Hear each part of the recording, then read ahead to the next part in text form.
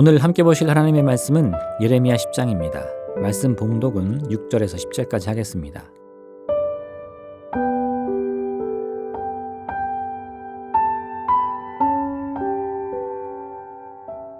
여호와여, 주와 같은 이 없나이다. 주는 크시니 주의 이름이 그 권능으로 말미암아 크시니이다. 이방 사람들의 왕이시여, 주를 경외하지 아니할 자가 누구리이까?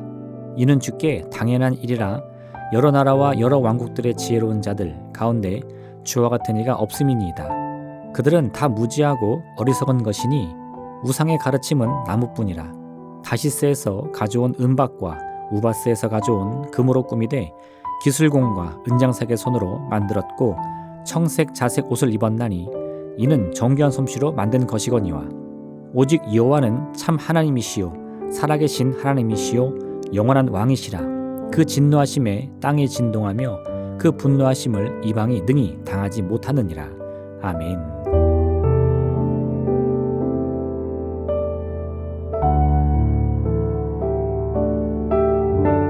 오늘 하나님께서는 이스라엘이 헛된 풍습을 따르는 것에 대해 경고하십니다.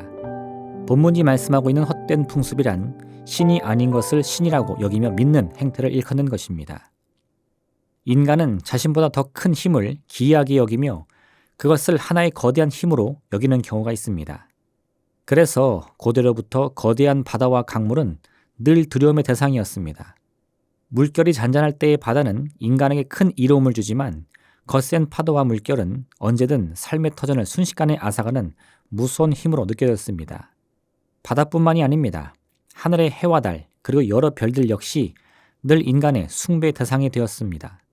태양의 빛은 단순히 밝음을 선사하는 것뿐만 아니라 인간의 생명을 위해 반드시 필요한 요소였습니다. 태양이 구름 사이로 그 모습을 감추기만 해도 인간은 두려움에 떨며 자신들의 생명을 보존하기 위한 고민을 해야 했습니다. 또한 태풍과 같은 거대한 힘은 물론이거니와 산 위에 자란 고목 역시도 숭배의 대상이었습니다. 하늘 높은 줄 모르고 자란 나무의 크기는 인간으로 하여금 경외심을 불러일으키기에 충분했습니다. 하지만 오늘 하나님께서는 이러한 인간의 모든 행태가 얼마나 어리석고 무의미한 것인지를 지적하십니다. 왜냐하면 인간의 눈으로 보기에 크고 위대해 보이는 이런 자연의 힘이나 현상이라 할지라도 사실 그것은 인간의 운명에 어떠한 영향도 미칠 수가 없기 때문입니다. 태양이나 바다의 힘이 아무리 대단하다고 할지라도 우리 육신의 질병을 고칠 수는 없습니다. 산 위에 자란 고목이 우리에게 참된 진리의 길을 일러줄 수도 없습니다. 아무리 이런 자연의 힘과 권능을 정성을 다해 섬긴다 할지라도 우리의 운명은 조금도 바뀌지 않습니다. 그래서 성경의 맨 처음에 있는 창세기는 우리에게 하나님의 행하신 일들에 관해서 무엇보다 먼저 세상을 창조하시는 모습을 보여주고 있는 것입니다. 인간이 그토록 경외하며 섬기던 하늘의 해와 달과 별들뿐만 아니라 인류의 문명을 한순간에 삼킬 수 있는 거대한 물의 힘 역시도 실은 하나님께서 창조하시며 그 운행의 질서를 정하신 것이라고 말입니다. 즉 하나님이 천지의 만물을 지으시는 모습은 단순히 하나님의 창조성만을 의미하는 것이 아닙니다. 세상의 모든 만물이 창조주이신 하나님께 속한 피조물인 것을 나타내고 있는 것입니다. 그러므로 우리 인간의 운명도 또한 마찬가지입니다.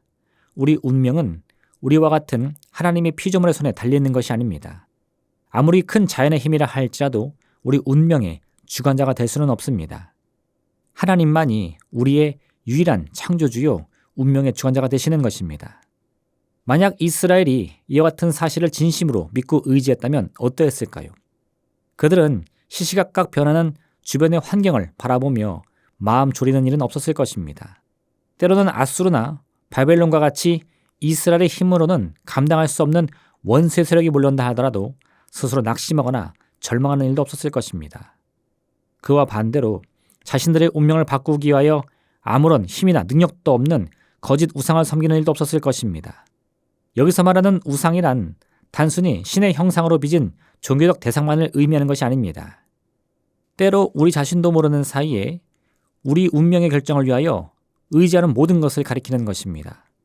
손 없는 날 하면 무엇이 떠오르십니까? 이사하기 좋은 날, 내 삶의 터전에 복을 더할 수 있는 날, 또는 사업을 하시는 분들에게 있어서 이른 아침 물건을 구입하기 위해 오는 것이 아니라 어제 산 물건을 반품하거나 교환하기 위해 온 손님은 어떤 의미를 갖습니까? 이와 같이 누군가 어떤 특정한 사람이나 환경이 자신의 삶에 영향을 미친다고 생각한다면 그는 그가 규정한 특정한 사람이나 환경이 바로 오늘 본문이 말하고 있는 헛된 우상이 되는 것입니다. 우리는 때로 가벼운 마음으로 징크스에 관해 이야기합니다. 하지만 이를 좀 더 깊이 들여다보면 징크스란 결국 어떤 특정한 행동이나 상황이 내 운명에 영향을 미치고 있다는 것을 믿는 것입니다. 하나님을 창조주로 고백하는 신앙은 우리의 운명을 다른 무엇도 아닌 오직 여호와 하나님께만 맡기겠다는 선언인 것입니다. 그런데 이스라엘은 이를 잊어버렸습니다. 입술로는 하나님을 창조주로 고백하지만 정작 자신들의 고백이 자신들의 삶에 어떻게 적용돼야 하는지를 전혀 알지 못했습니다. 우리도 마찬가지입니다. 우리의 신앙 고백이 어떤 의미이며 삶을 통해 어떻게 그 고백을 실천할 수 있는지를 고민해 보아야 합니다. 그렇지 않으면 예레미야 당시의 이스라엘 백성과 같이 입술로는 하나님을 창조주로 주권자로 고백하면서도 정작 자신의 운명을 그저 빈 껍데기뿐인 우상들의 손에 맡기는 어리석은 삶을 살게 될 것입니다. 운명을 환경에 맡긴 결과는 무엇일까요? 자신이 겪고 있는 문제는 해결을 받지 못할 것이요 환경의 문제가 가져오는 고통과 괴로움만이 나날이 더해질 것입니다. 왜냐하면 실제 어떠한 환경의 힘도 우리의 운명에 조금도 영향을 주지 못하기 때문입니다. 하나님을 의지하지 않는 것이 죄인 이유는 그것이 하나님 보시기에 괘씸하기 때문이 아닙니다. 하나님을 의지하지 않고서는 인류의 타락으로 시작된 이 저주받은 운명을 바꿀 방법이 없기 때문입니다. 우리를 죄에서 구원하시며 모든 죽음과 절망의 저주를 끊으실 분은 오직 하나님 한 분뿐이십니다.